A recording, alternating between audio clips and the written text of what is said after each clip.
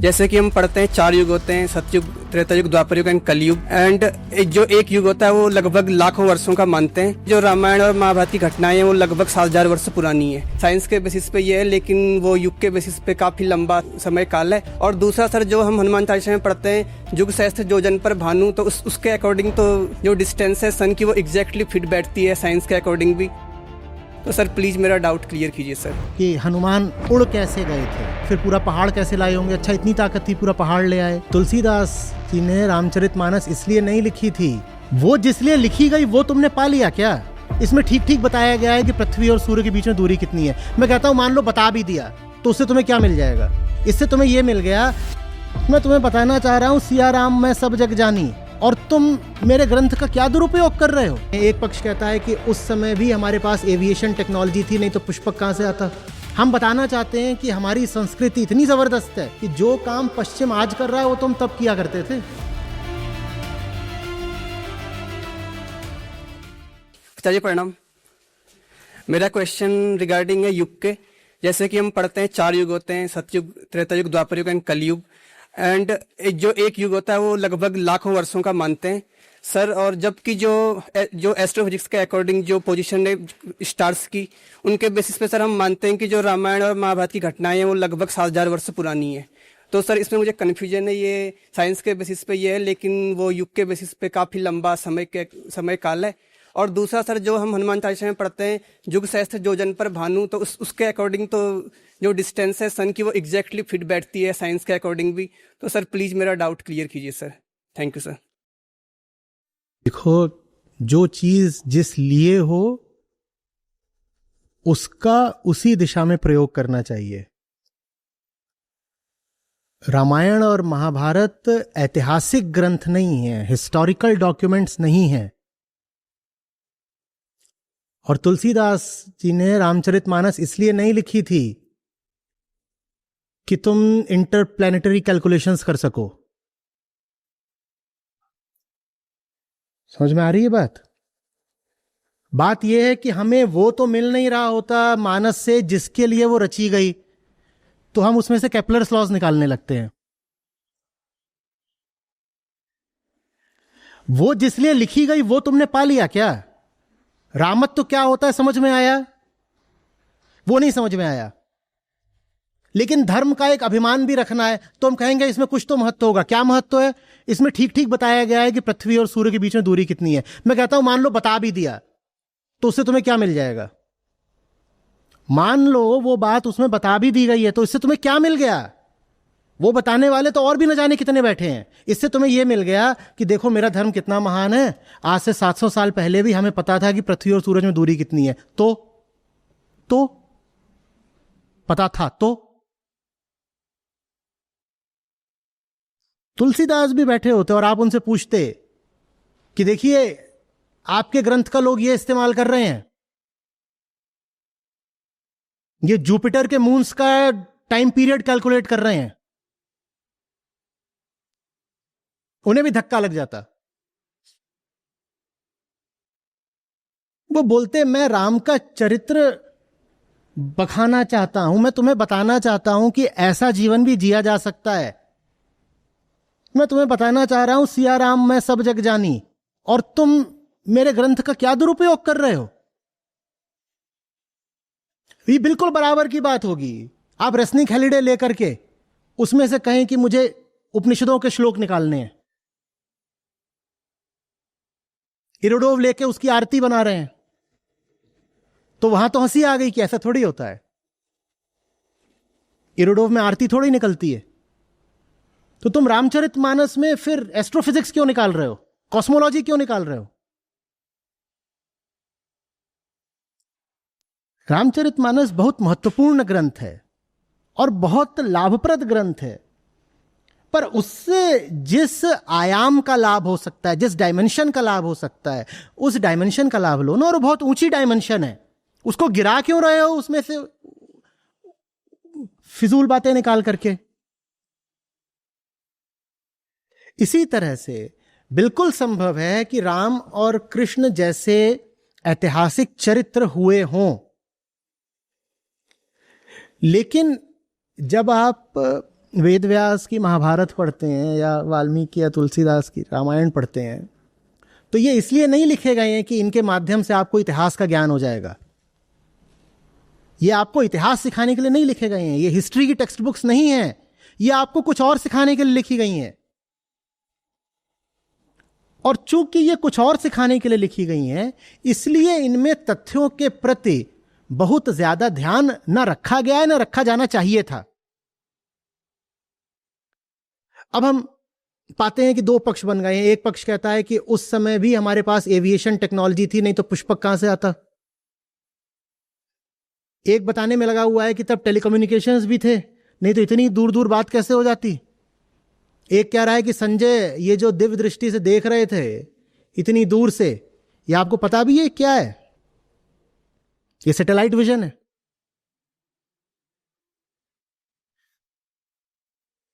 भाई महाभारत जो सिखाना चाहती है वो चीज सीखो। क्यों उठपटांग चीजें सिद्ध करने में लगे हो? क्यों सिद्ध करने में लगे हो? उसका कारण क्या है? अहंकार। हम बताना चाहते हैं कि हमारी संस्कृति इतनी जबरदस्त है कि जो काम पश्चिम आज कर रहा है वो तुम तब किया करते थे। किसी ने पूछा कि अच्छा ये कैसे हो सकता है कि इतने सारी चीजों का बयान आता है कि उड़ रही हैं, ये हो रही हैं, वो हो रही हैं, ये कैसे हो सकता है? क्योंकि तेल के कुएं तो भारत में थे नहीं, भारत में तेल आज भी बहुत नहीं पाया जाता, तो एनर्जी कहां से आ रही थी? और इंजन का भी कोई जिक्र नहीं मिलता। तो एक साहब हैं और वो साइंटिस्ट हैं, वो बोल रहे हैं ये माइक्रो फिजन रिएक्टर्स हैं, वो छोटे छोटे हैं जिनको आप जेब में रख के उड़ सकते थे, वहां से एनर्जी आती थी। क्यों कर रहे हो ये सब? इतना काफी नहीं है कि महाभारत में श्रीमद् भगवद गीता है और श्रीमद् भगवद गीता जो ऊंची से ऊंची बात कही जा सकती है उसका आखिरी दस्तावेज है, ये काफी नहीं पढ़ रहा। लेकिन गीता से कोई प्रेम नहीं है, गीता से हमें कोई प्रेम नहीं। हम जो और बातें वहां लिखी हुई हैं उसको लेकर के कहते हैं हम रिसर्च भी करेंगे, कैसे फल खाने से बच्चे पैदा हुए थे, लिखा हुआ है तो हुए होंगे, तो खास फल कौन सा होता है इसको खाने से बच्चे पैदा हो जाते हैं? तुम करो रिसर्च, इस पर रिसर्च होगी। जानवर इंसान कैसे बन गया, हम रिसर्च करेंगे। भाई वो प्रतीक है, एक सिंबल है, वो फैक्चुअल नहीं है। और सिद्ध करने में लगे हुए हैं कि जो सर्जरी है ये तो हमारे 8,000 साल पहले भी हुआ करती थी। नहीं तो एक आदमी के 100 टुकड़े करने के बाद उसको वापस जोड़ के कैसे जिंदा कर देते? तो आज की मेडिकल साइंस कोई साइंस है? असली तो हमारी है। आपके पास जो है वो ऐसी चीज है जो समय से आगे की है, जो मॉडर्निटी से आगे की है, जो फ्यूचर से भी आगे की है। आप उसका सम्मान करना तो सीखिए। रामायण और महाभारत और रामचरितमानस के प्रति यह कोई सम्मान की बात नहीं है कि आप उनमें विज्ञान तलाशने लग जाएं। उनके प्रति सम्मान की बात यह है कि वो जो संदेश देना चाहते हैं आप उस संदेश को समझिए। लेकिन उनका संदेश हम नहीं समझना चाहते क्योंकि हमारे अहंकार को बहुत भारी पड़ता है। राम वो थे जिन्होंने राज्य की चिंता नहीं करी।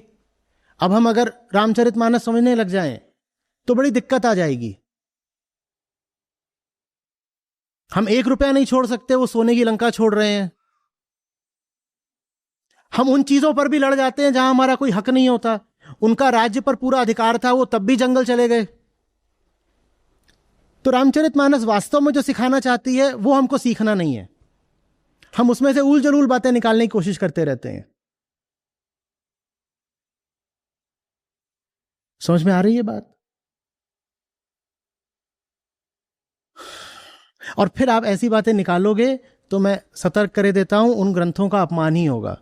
क्योंकि आप ऐसी बात बोलोगे तो कोई अच्छे वैज्ञानिक दिमाग का व्यक्ति आकर के सिद्ध कर देगा कि आप गलत बोल रहे हो।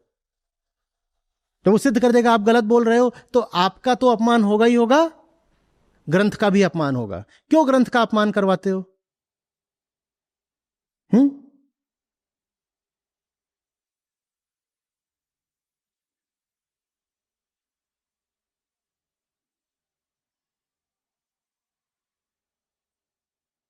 ये प्रश्न पूछना छोड़ो कि हनुमान उड़ कैसे गए थे। प्रश्न ये पूछा करो कि किसी व्यक्ति में सच्चाई के लिए इतनी निष्ठा कैसे हो सकती है कि उसने अपनी जिंदगी दांव पर लगा दी। यह सवाल पूछने लायक है, पर वो सवाल हम पूछेंगे नहीं। क्यों? क्योंकि हम खुद सच के प्रति निष्ठा रखना नहीं चाहते। तो हमारी रुचि ज्यादा इस तरह के सवालों में हो जाती है कि उड़ गए थे, फिर पूरा पहाड़ कैसे लाए होंगे, अच्छा इतनी ताकत थी पूरा पहाड़ ले आए। इस प्रश्न में मत उलझो। जो असली प्रश्न है उसको समझो।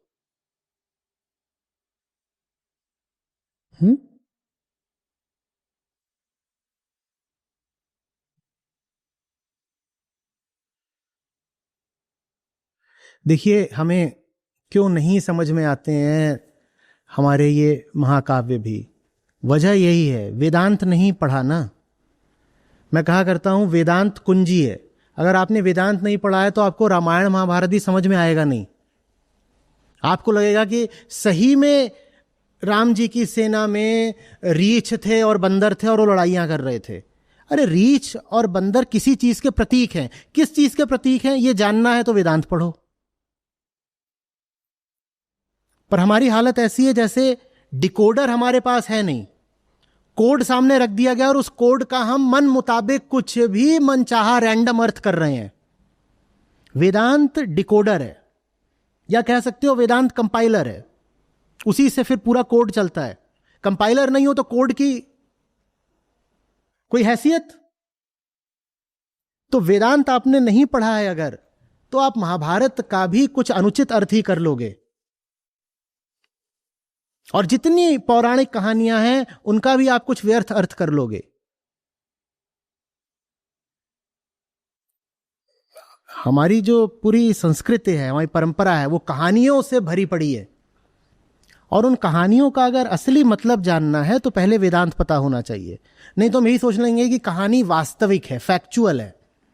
अध्यात्म में फैक्चुअलिटी को प्राथमिकता नहीं दी जाती। वहां प्राथमिकता दी जाती है आपकी भलाई को, और आपकी भलाई के लिए अगर जरूरी हो कि आपको कोई काल्पनिक बात बता दी जाए तो बता दी जाती है।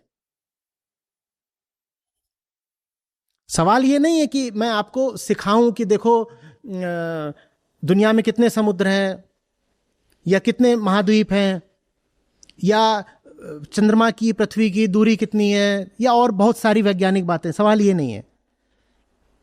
वहां सवाल दूसरा है। वहां सवाल यह है कि हम जिस आंतरिक अंधेरे में फंसे होते हैं उससे हमें बाहर कैसे लेके आना है। ये फील्ड्स अलग अलग हैं। ये बात समझ में आ रही है? कोई भी आध्यात्मिक ग्रंथ इसलिए नहीं लिखा जाता कि आपको वैज्ञानिक ज्ञान हो जाए। वो लिखा जाता है ताकि आपके भीतर का अंधेरा दूर हो। लेकिन वो ग्रंथ अपना काम नहीं कर पाएगा अगर आपके पास वेदांत की कुंजी नहीं है, और भारत में यही गड़बड़ हो गई। इसीलिए सारे ग्रंथों से बस अंधविश्वास फैला है, खूब अंधविश्वास फैला है, ऊटपटांग मान्यताएं फैली हैं। क्योंकि हम ग्रंथ पढ़ लेते हैं, हमें पता तो होता नहीं है कि हनुमान वास्तव में क्या है। आपको वास्तव में लगता है कि कोई व्यक्ति था वानर जैसे चेहरे वाला और उस व्यक्ति के पास पूंछ थी?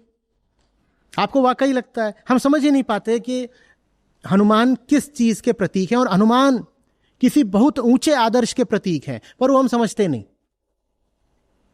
हमने उनको एक सजीव प्राणी बना लिया जो उड़ रहा है, जो पूंछ में आग लगाकर लंका को ध्वस्त कर रहा है। लंका किस चीज का प्रतीक है हम वो भी नहीं समझते। सब सिंबल्स हैं, सिर्फ प्रतीक है। मैं ये नहीं कह रहा हूं कि लंका जैसा कोई राज्य कभी था नहीं। मैं कह रहा हूं वो राज्य था भी, तो उस राज्य की कहानी को उठा करके एक प्रतीक के तौर पर प्रयोग किया गया है। बिल्कुल संभव है कि राम थे, सीता थे। संभव क्या है, ऐतिहासिक दृष्टि से भी ऐसे व्यक्ति भी थे, बिल्कुल थे। लेकिन उनका एक बहुत विशिष्ट प्रयोग किया गया है जनमानस की चेतना को ऊंचाई देने के लिए। उनकी कहानियों को उठाया गया है और उनकी कहानियों को इस तरीके से बताया गया है कि आप जब उन कहानियों को पढ़ें तो आपको फायदा हो जाए।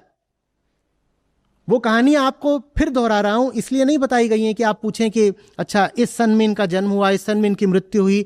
हिस्टोरिकल इंपॉर्टेंस नहीं है उनकी।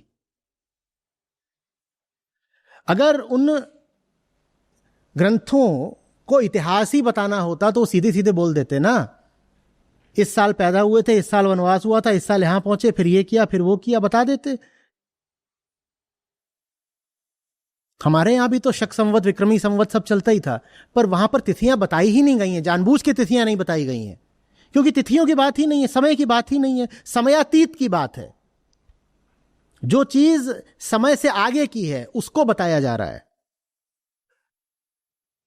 ठीक है, तो इन चक्करों में तुम मत फंसो।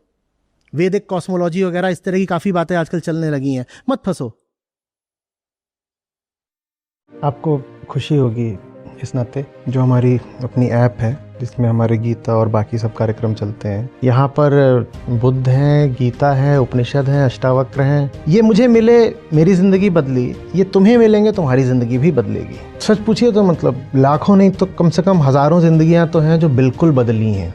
2 लाख से अधिक गीता प्रतिभागियों के साथ जुड़े आचार्य प्रशांत ऐप पर पहला महीना बिल्कुल फ्री गीता मिशन का पूरा एक्सेस। ऐप पर आपको मिलेंगे नियमित लाइव सत्र, हर दिन आचार्य प्रशांत के विशेष संवाद, गीता कम्युनिटी का एक्सेस, गीता परीक्षा, चयनित समाचार, ऑडियो बुक्स, कोट्स और भी बहुत कुछ। गूगल प्ले स्टोर या एप्पल ऐप स्टोर पर आचार्य प्रशांत सर्च करें और अभी डाउनलोड करें।